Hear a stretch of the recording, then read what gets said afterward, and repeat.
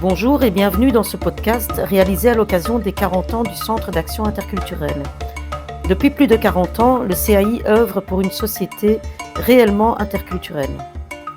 D'autres podcasts réalisés avec l'Institut d'histoire ouvrière, économique et sociale témoignent de l'évolution des projets de notre institution. Dans cette série-ci, nous tendons le micro à celles et ceux qui les portent au quotidien. Accompagnateurs, coordinateurs, travailleurs administratifs, des collègues discrets, souvent dans l'ombre, mais toujours essentiels. Leurs voix éclaireront l'évolution de nos métiers, de nos méthodes et du contexte dans lequel nous agissons. Elles révéleront aussi des parcours humains, convictions, valeurs et militantisme compris. Ces témoignages ne sont ni hommages figés, ni bilan définitif. Ils sont instantanés d'une histoire en mouvement, avec ses tâtonnements et ses avancées. Ensemble, parcourons ces chemins, écoutons ces voix et laissons-nous inspirer par leur manière de faire vivre jour après jour le pari de l'interculturel. Aujourd'hui, écoutons Émilie Sellec, qui s'occupe de la communication de la SBL depuis 2008. Découvrons son travail et sa vision de l'évolution des enjeux de la communication et des médias pour le CAI, mais aussi pour tout notre secteur et nos publics.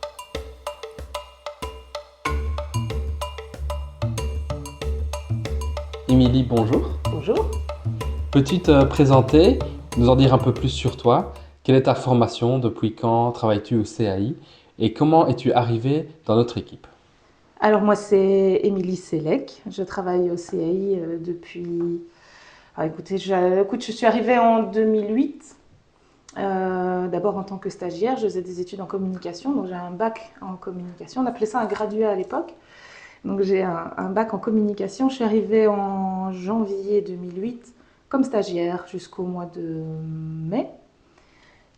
Et j'ai été engagée ensuite au mois d'octobre.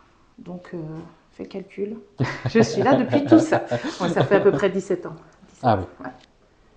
tout à fait. Et donc, nous allons aborder aussi, à travers ton interview, le gros projet de cette année qui est le 40e anniversaire du CAI. Tu copilotes ce projet ambitieux avec la directrice. Selon toi, quel est l'objectif principal de ce 40e anniversaire? Eh bien, le CAI, d'ailleurs, l'expérience de stage, c'est un peu ça aussi. Le CAI, il a un grand intérêt et une grande envie de transmettre. Et donc, ces 40 ans, c'est ça aussi. Alors, certes, il y a aussi l'envie de célébrer, hein, évidemment, parce qu'on peut aussi, on a le droit tous de se féliciter de ces 40 années, de tous ces accomplissements. Mais l'idée dans ce 40e anniversaire, c'est pas juste ça, c'est aussi d'abord de jeter un œil dans le rétro, de se dire tout ce qui s'est fait, qu'est-ce qui s'est fait, comment ça s'est fait, comment ça a évolué, quels sont les éléments qui ont fait qu'on en est là aujourd'hui. Alors il y a toute l'évolution du CAI, mais toute l'évolution du secteur, du contexte qui va du local jusqu'au plus grand encore que ça, donc local, régional, fédéral. Il y a le contexte politique, il y a le contexte sociétal en général également. Le contexte international, on voit, qui est lié aux raisons de l'immigration. Et donc oui, fêter ce 40e anniversaire, ou en tout cas organiser des événements et produire des outils dans ce cadre-là, c'est ça, c'est réfléchir à tout ce qui s'est passé, comment on a abordé les choses, pourquoi on a pris telle ou telle direction, et évidemment les transmettre. Transmettre parce qu'il est important de manière générale, enfin, ça fait partie de la méthodologie du CAI, ça fait partie de ce qu'on appelle l'éducation permanente, etc. C'est de comprendre le pourquoi et de réfléchir ensemble et pas juste, soit juste faire ce qu'on nous dit de faire parce qu'on nous dit de le faire, ou réinventer les choses alors qu'il y a des pratiques qui existent déjà ou des expériences qui ont déjà existé auparavant. Et on peut, en réfléchissant et en connaissant ces expériences, on peut mieux savoir comment aborder les choses. Donc c'est vraiment l'objectif du CAI, c'est de transmettre ces expériences, bonnes comme mauvaises d'ailleurs, parce que tous les choix n'ont pas été peut-être les bons à certains moments. Et donc voilà, faire évoluer et faire perdurer certaines choses. Oui. D'accord. Et concernant donc le 40e anniversaire, quels défis spécifiques rencontres-tu en tant que communicante dans l'organisation de cet événement? Je dirais que c'est le défi que je rencontre depuis le début de ma carrière ici. C'est-à-dire que le CI, c'est pas une institution simple. C'est pas une assoce avec une mission et un public. C'est une institution qui a plusieurs identités même. Hein. On est à la fois un centre régional d'intégration, une association. On a des subsides qui viennent de différents pouvoirs publics avec différents objectifs, avec tout ça, avec son histoire aussi et ses valeurs très fortes. Donc on ne communique pas comme on a envie ou avec un projet, un objectif, un canal. Voilà, on le disait encore il y a 2 jours, le mot tentaculaire revient régulièrement parce qu'effectivement, le CAI, il n'a pas une main, deux bras, 2 jambes, il en a au moins 8, 10. Et donc c'est ça la difficulté dans la communication, au-delà de la multitude de projets à communiquer, parce qu'il y en a vraiment beaucoup sur le feu en même temps. Il y a surtout la multitude de publics, y compris des publics qui ne sont pas spécialement d'origine francophone, donc avec lesquels il faut aussi adapter les outils. Il y a aussi des outils à adapter pour des publics différents. Donc un dépliant, si on veut faire la promotion d'un projet ou d'un service, parfois il faut faire un outil spécifique pour les personnes, un outil spécifique pour les opérateurs. Mais ça, c'est vraiment les défis que j'ai de manière générale dans le métier, avec en plus les difficultés liées un peu plus au secteur, ce qui est plus généraliste, c'est-à-dire le manque de moyens et la multitude des canaux et un petit peu les obligations actuelles avec les nouvelles technologies qui sont de plus en plus démocratisées, donc accessibles, et où tout le monde, pour faire bien, on doit tout faire. Donc on doit être sur tous les réseaux sociaux, on doit faire des photos, des vidéos, du visuel, du papier, enfin voilà, c'est un métier multimétier en fait, c'est ça qui est assez compliqué. Mais ça, c'est vraiment le défi général que j'ai dans mon travail. Mais ici, donc ça se reflète ici dans les 40 ans, c'est-à-dire que c'est un projet dans lequel on a envie de toucher plein de publics différents, dans lequel on fait plein d'outils différents. Donc on aura effectivement des podcasts, des vidéos, une ligne du temps sur Internet. On voudrait aussi faire cette ligne du temps de manière visuelle. On n'a pas encore très bien développé ça pour le moment. On espère qu'il y aura quelque chose, mais des vidéos, je l'ai déjà dit, mais à plusieurs niveaux. Enfin, voilà, c'est vraiment multimédia et aussi des événements qui sont très différents les uns des autres, avec des objectifs différents, des publics différents, etc. Donc oui, ces enjeux, ils sont là. Et il y a l'enjeu que ça fait beaucoup sur une année, notamment parce que tous les autres projets du centre et toutes les missions habituelles du centre doivent continuer à se passer en même temps. Tout à fait. Si tu pouvais choisir une chose que le public retienne de cette célébration, qu'est-ce que ça serait? Alors d'abord, il y a pour moi principalement deux choses, je dirais. D'abord, reconstruire ou maintenir le lien avec les partenaires qui nous connaissent déjà. Parce que sur 40 ans, le CAI a beaucoup évolué, changé dans ses missions. D'abord, on n'était pas un centre régional d'intégration à la base, on était centre socioculturel des immigrés. On est devenu centre régional, donc l'identité change, les contacts changent, les rapports de force aussi peuvent changer entre associations, notamment aussi avec l'arrivée du parcours, les changements de décret, etc. Tout ça peut modifier, parfois mettre un peu en tension ou se faire créer un éloignement entre certaines associations. Le Covid aussi a créé quand même un changement aussi. On est beaucoup plus dans des rapports avec... on avait déjà les emails, etc. avant, mais on est de moins en moins dans la rencontre directe. Et donc, organiser des événements vraiment avec une présence physique, notamment avec juste les vœux qu'organise le CAI le 30 janvier, c'est aussi dire que le CAI reste la même association malgré l'évolution, malgré les travailleurs aussi qui bougent. Ici, les travailleurs du CAI, mais aussi dans le secteur. Parfois, les liens sont aussi là, d'un travailleur à un autre, et quand il y en a un des deux, voire les deux, il y a parfois des éloignements. Donc il y a ça, il y a vraiment reconstruire, maintenir le lien avec les partenaires, qu'ils soient associatifs en tout genre, associations d'immigrés, associations d'éducation permanente ou autres, nos instances, mais aussi les travailleurs je pense à la province de Namur, avec qui il y a eu aussi des rapports différents à d'autres époques, la ville de Namur ou l'ensemble des communes de la province. Il y a vraiment ça, et dire, voilà, le CAI, il est toujours là, nos portes sont ouvertes, et le contact est toujours là. Mais il y a aussi ceux qui ne nous connaissent pas, qui doivent apprendre à nous connaître. On pense en premier, ici, je dis ça parce qu'on est à la veille de nos vœux, je suis forcément influencée par ça qui est en tête en premier, c'est les politiques qui viennent d'arriver ici après les élections du 13 octobre. C'est l'occasion vraiment de nous rencontrer, les vœux, mais aussi les autres événements. Et donc, il y a ça aussi, il y a de se faire connaître un petit peu par ces nouveaux partenaires, et par le grand public, pourquoi pas, si on peut aussi avoir un petit peu de rayonnement à ce niveau-là.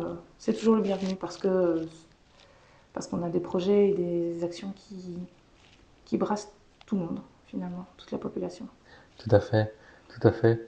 Tu nous as donc parlé de l'impact qu'a le CAI dans le secteur et aussi de ton travail de communicante. Ça fait donc, tu l'as dit, environ 17 ans que tu es ici. C'est un métier qui a dû changer, qui a dû évoluer énormément en 17 ans. Quel regard portes-tu sur cette évolution dont l'association et dans la manière dont l'association s'exprime et interagit avec ses publics? Et quelque part, quel changement majeur as-tu observé dans les outils, les messages ou les stratégies appliquées afin de communiquer, afin de porter le message du CAI? C'est difficile pour moi de faire la différence entre mon évolution à moi et l'évolution de... Parce que, comme on me l'a déjà dit une fois, je suis un pur produit CAI. Le boulot, le travail que j'ai ici, le métier que j'ai ici, c'est mon premier job. Et donc, je n'ai pas de comparaison avec d'autres expériences professionnelles, en tout cas importantes. Et donc, je dirais que oui, il y a beaucoup de choses qui ont changé.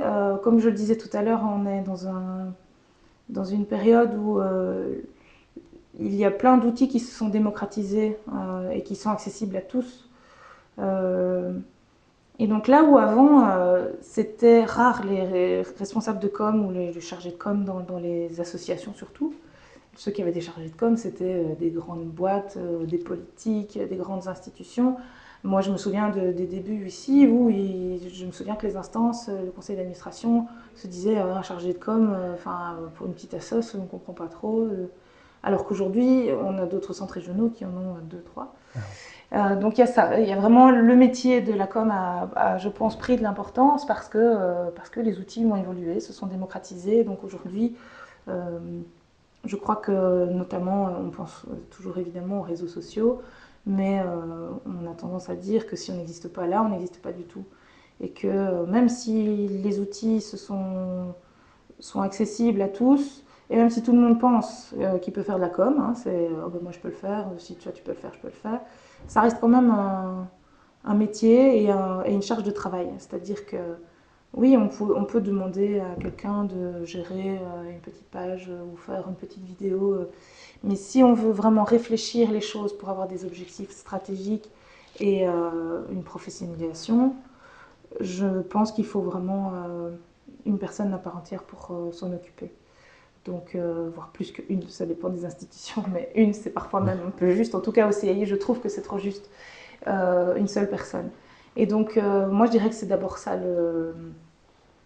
l'enjeu, la grosse évolution, c'est la place qu'a pris la communication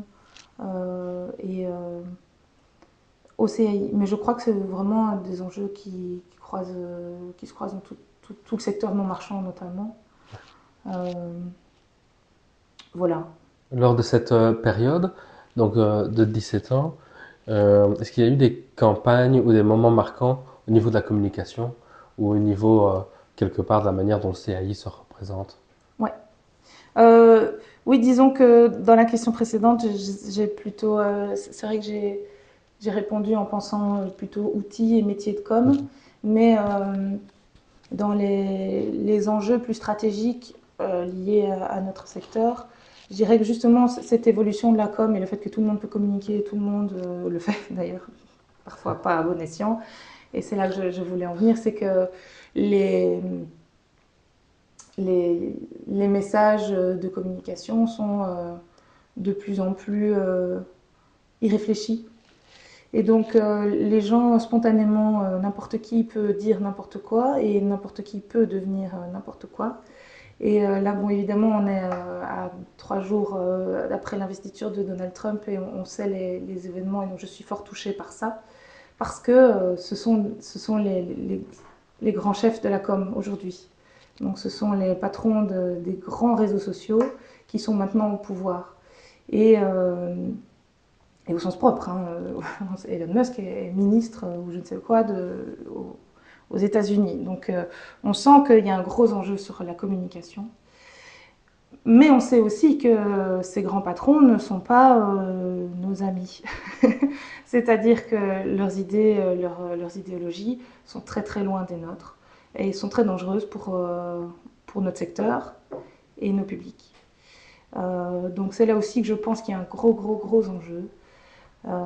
Où il y a un rapport de force, hein, très clairement, il y a une droitisation de la société, des médias, et un enjeu de notre secteur et de tout le secteur non marchand et de tout le secteur engagé qui lutte pour des causes, quelles qu'elles soient d'ailleurs, parce qu'il n'y a pas que la cause des personnes étrangères ou de l'immigration qui est en danger. Je pense qu'aujourd'hui on doit... alors avec évidemment pas les moyens de Zuckerberg et Trump et Elon Musk malheureusement, mais on doit jouer ce contre-pouvoir. On a ce rôle-là et je crois que c'est ça vraiment le plus gros enjeu actuel de notre secteur. Et je sais qu'on a d'autres missions, on doit aussi remplir nos missions de base, mais je crois que pour notre secteur c'est un gros enjeu. Tout à fait. Je ne sais plus quelle était ta question de départ qui m'a fait revenir en arrière. C'était pour savoir, je souhaitais savoir s'il y avait une campagne dans l'histoire du CAI, ou plusieurs campagnes qui avaient marqué selon toi. Tout à fait. Et en fait, oui, j'en ai identifié une en préparant un petit peu l'entretien ici. J'ai identifié c'est pas une anecdote, mais pour moi, c'est la première attaque que nous avons reçue lorsque moi j'étais là, en tout cas. J'étais là 17 ans sur les 40 ans du centre. C'est effectivement une personnalité politique qui nous a reproché un jour, donc un député provincial MR, qui nous a reproché un jour d'avoir communiqué sur, je trouve pas les bons mots, mais c'était en gros, on a dit aux personnes étrangères de prendre leurs précautions parce qu'il y avait des contrôles de papier organisés dans les transports en commun. Et donc nous avons diffusé un appel à la précaution en disant soyez attentifs, faites attention, il y a des gros contrôles. Et on nous a accusés de faire de la désobéissance civile, etc.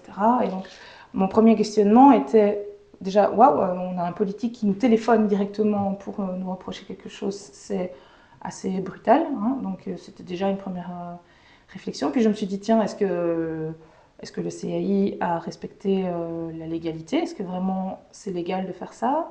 Est-ce que c'est moral de faire ça? Enfin, pour moi, la réponse était assez logique sur la morale, mais est-ce qu'une institution peut se permettre? Donc voilà, dans mon apprentissage, ça a été vraiment des questionnements. Et puis ça a été aussi dans mon apprentissage de comment fonctionne l'institution. Ça m'a marqué parce que le conseil d'administration s'est rassemblé pour ce sujet-là. Donc je me suis dit, très bien, on a des gens au-dessus de nous qui se préoccupent de ça et qui ont pour moi donné la bonne réponse et donné le bon positionnement avec courage parce que ce monsieur qui était député à l'époque avait un pouvoir, quoi. On dépend toujours de la province de Namur, enfin pas totalement, mais voilà, il y a quand même il y avait une vraie pression, quoi. Et donc pour moi, c'est la première expérience qui m'a marquée. Pas parce que j'étais quand même impliquée directement, puisque c'est moi qui ai cliqué sur envoyer, à mon avis, mais voilà, au niveau institutionnel et par rapport à ce que je disais juste avant sur la droitisation de la société, eh bien, c'était le premier cas concret.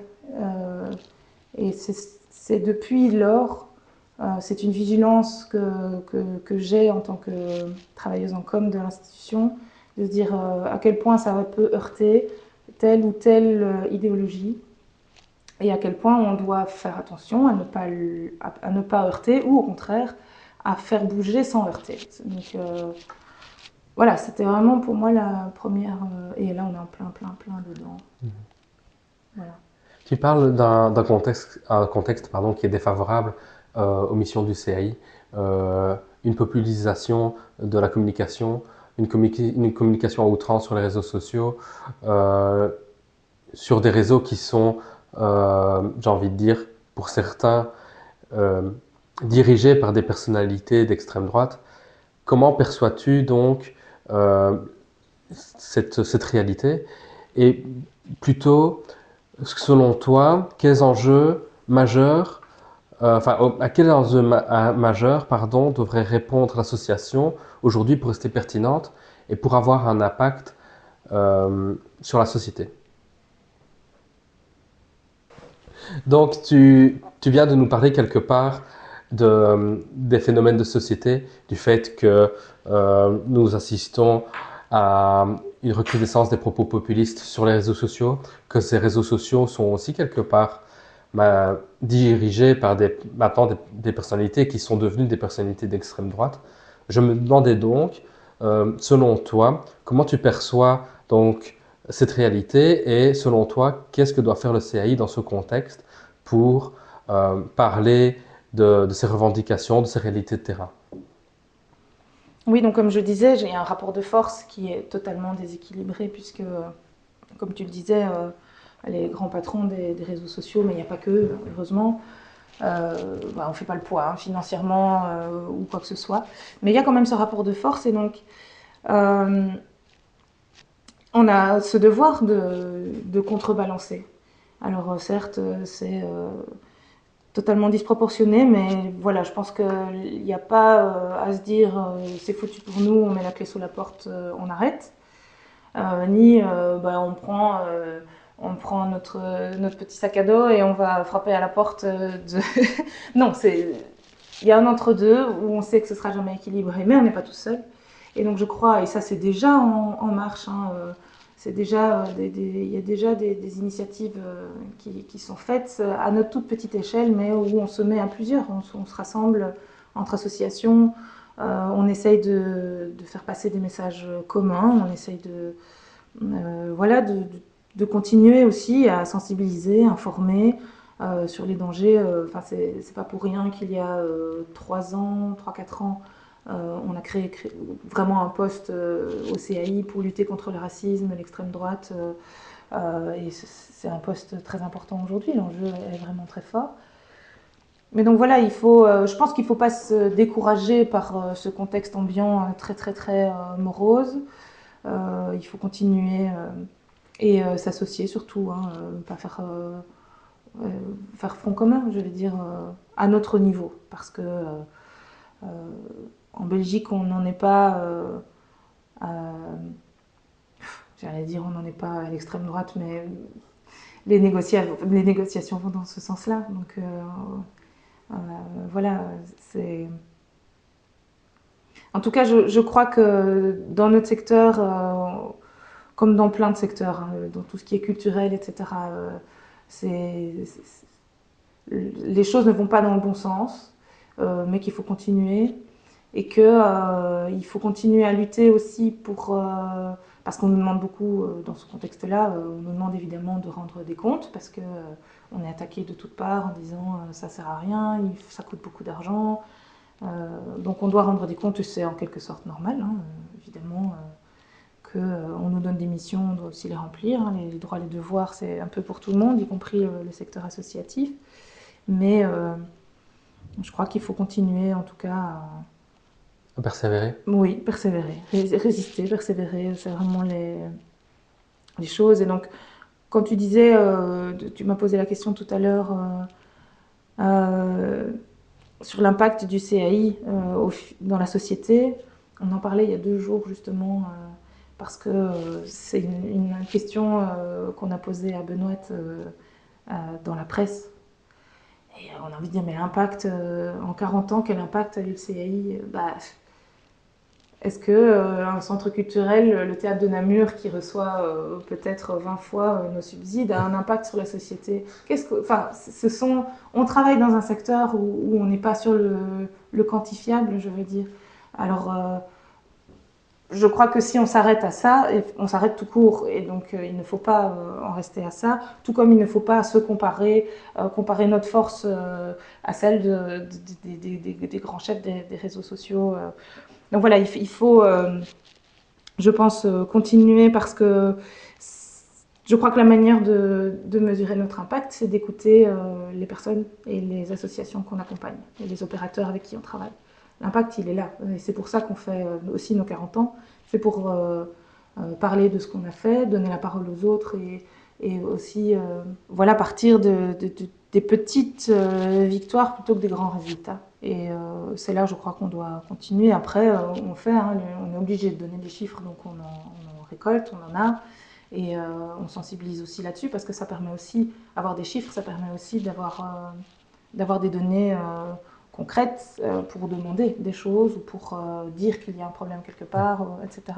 Et donc oui, on récolte des chiffres, on les communique. Et on peut voir aussi dans nos chiffres que d'année en année, on a de plus en plus de personnes et d'associations qu'on accompagne. Donc ça, c'est du concret aussi. Ça permet aussi de montrer, voilà, le CAI. Il y a 5 ans, on avait peut-être 600 personnes accompagnées. Aujourd'hui, on est à 1400. Là, il y a un vrai impact, mais il y a peut-être aussi un vrai souci parce que c'est pas parce qu'on a doublé le chiffre qu'on a doublé les moyens. Donc voilà, c'est aussi un moyen, un petit levier pour faire bouger les choses. Et il faut communiquer là-dessus. Il faut dire aussi, pour expliquer un petit peu à nos auditeurs, qu'en tant que communicant, tu t'occupes aussi donc, de la récolte des statistiques, de la communication via le CAIstic, qui est un recueil quelque part des données statistiques du CAI, Ouais. qui explique justement combien de personnes nous avons aidées en fonction quelque part aussi de leur origine, de leur parcours de vie, et qui tend à faire parler la réalité de ces personnes à travers des chiffres, à travers des données objectives. Ça rationalise les choses en fait, parce que à nouveau on entend des discours tels que nous sommes envahis, ceci, cela. Il y a, j'invente, il y a 3000 personnes arrivées dans ma commune. Non, regarde, les chiffres ils sont là, ou alors ils s'expliquent par ceci, ou regarde, ils sont là, mais ils sont repartis par là. Enfin, voilà, il y a toujours une explication à tout. Et parfois, oui, si effectivement il y a un vrai problème, ce sont des faits concrets pour lesquels qu'on peut prendre sous le bras pour aller interpeller les personnes, pas qui sont responsables de la situation, mais qui sont responsables de réguler cette situation. Et donc oui, le CAIstic permet aussi tout ça, et parce que à nouveau, hein, on nous demande des comptes tout le temps, et puis après, les chiffres, on en a la lecture qu'on veut, mais ça permet en tout cas de rationaliser. Tout à fait. Donc c'est quelque part un outil qui a une grande importance dans la manière dont le CAI communique. Si tu pouvais, si on avait par exemple des moyens infinis, si on pouvait développer la communication que l'on souhaite à l'avenir au regard justement des difficultés que notre société connaît actuellement, on en a parlé justement, le climat n'est pas forcément favorable aux idées progressistes pour l'instant.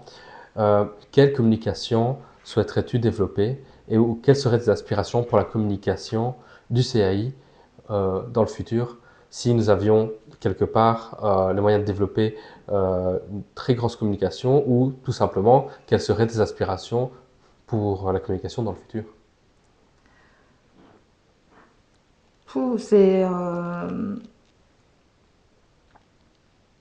Pour moi, la communication n'est pas un objectif en soi, c'est un moyen et même une obligation, enfin un devoir maintenant de communiquer.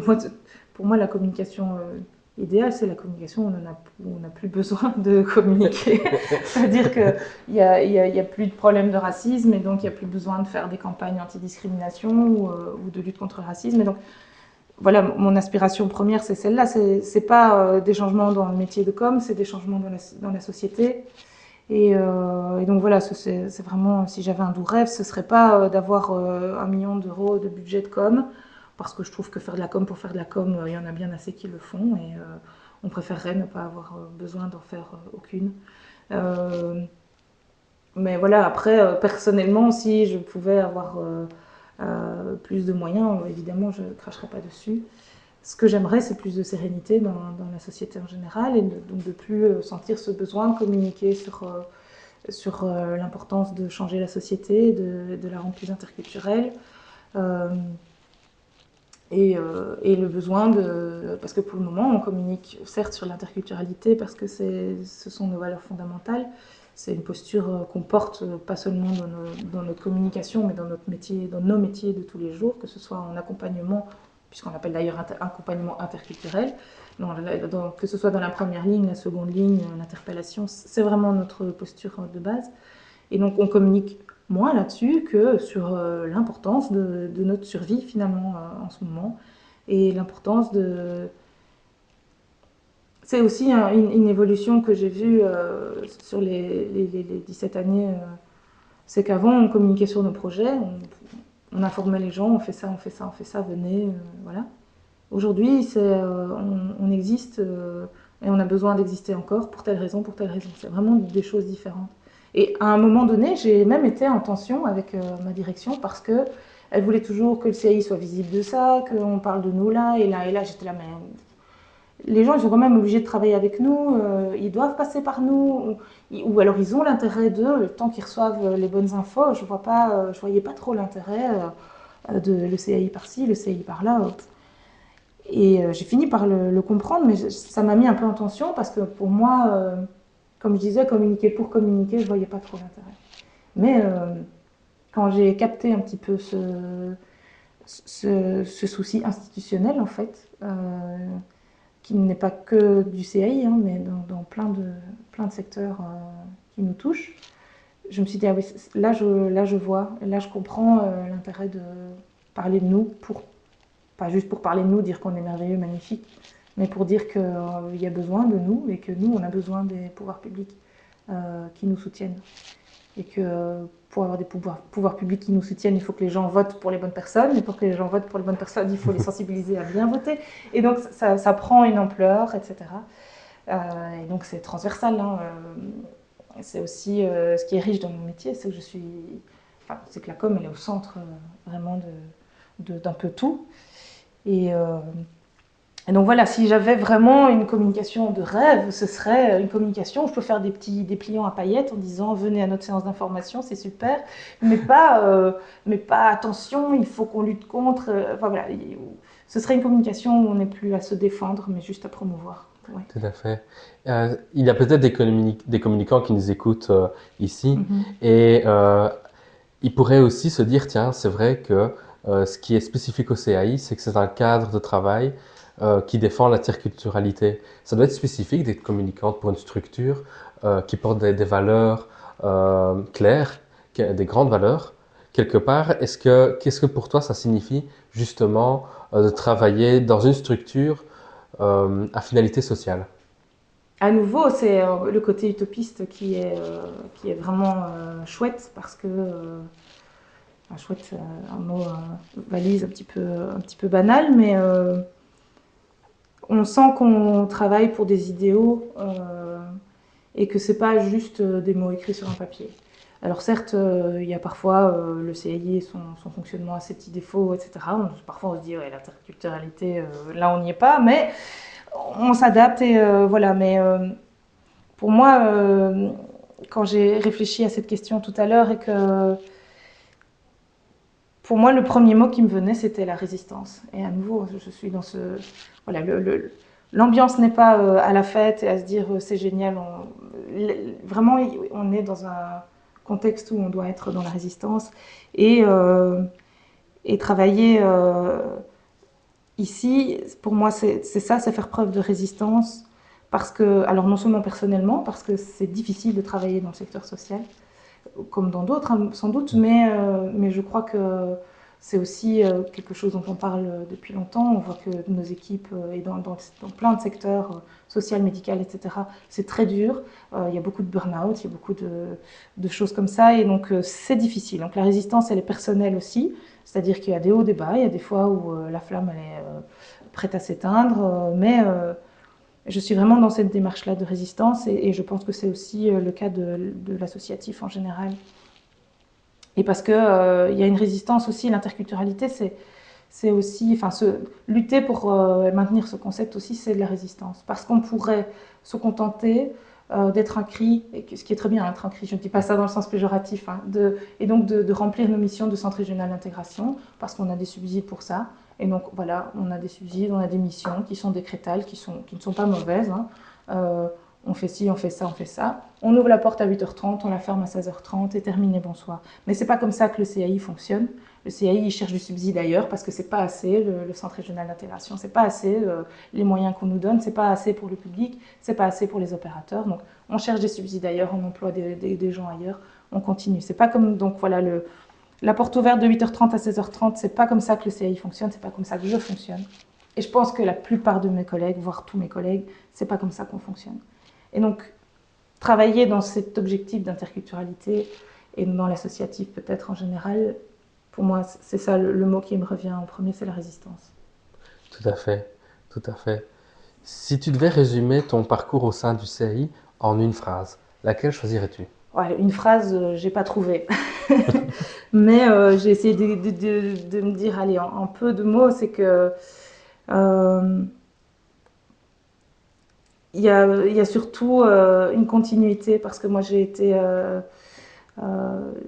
suis allée dans une école qui m'a transmis déjà des valeurs très fortes, notamment contre le fascisme, la lutte contre le fascisme, l'extrême droite, que j'ai été aussi influencée par les médias, les bons médias, du coup, les bons artistes, voilà, beaucoup d'artistes qui m'ont influencée dans ce sens-là aussi. Sans doute le lien familial aussi, j'ai sans doute eu une éducation aussi dans ce qui allait dans le bon sens. Et donc le CAI, je suis devenue adulte en travaillant ici et en maintenant toutes ces valeurs et en les développant davantage. Et dans peu de temps, je pourrais dire que j'ai passé la moitié de ma vie au CAI. Ça fait un peu peur. Parce qu'il n'y a pas que le CAI qui aura bientôt 40 ans. Mais voilà, donc voilà, pour moi, le CAI, c'est une continuité et grandir, quoi. Je suis devenue une adulte ici. Tout à fait. Et tout à fait. Est-ce que tu as une grande fierté professionnelle liée à ton rôle au CAI? Alors j'y réfléchissais tout à l'heure, j'essayais de trouver un projet, un truc, et puis je me suis dit, non, et c'est peut-être un peu bateau ce que je dirais. Moi, j'ai pas de fierté personnelle liée à ma fonction ou à ce que j'ai pu accomplir ou produire, alors que des produits, il y en a, il y a des dépliants, des machins. Je suis assez fière en général de ce que je fais, il y en a un peu moins, mais bon, voilà, les circonstances sont parfois différentes. Mais moi, je suis plutôt fière en général de travailler dans une institution, une association qui porte des si fortes valeurs. Alors, c'est pas facile, comme je l'ai dit, on est toujours dans la résistance, on lutte, mais je suis vraiment fière de manière générale de ça et très reconnaissante aussi d'avoir rencontré beaucoup de personnes que je suis pas sûre que j'aurais pu rencontrer autrement. Je l'ai déjà dit lors des petits événements internes, mais moi je suis reconnaissante et heureuse de me lever le matin pour aller travailler avec des gens que j'apprécie vraiment. Et ça, c'est extrêmement riche. Et donc, oui, c'est ça. Je suis très reconnaissante, très fière de travailler ici. Ouais.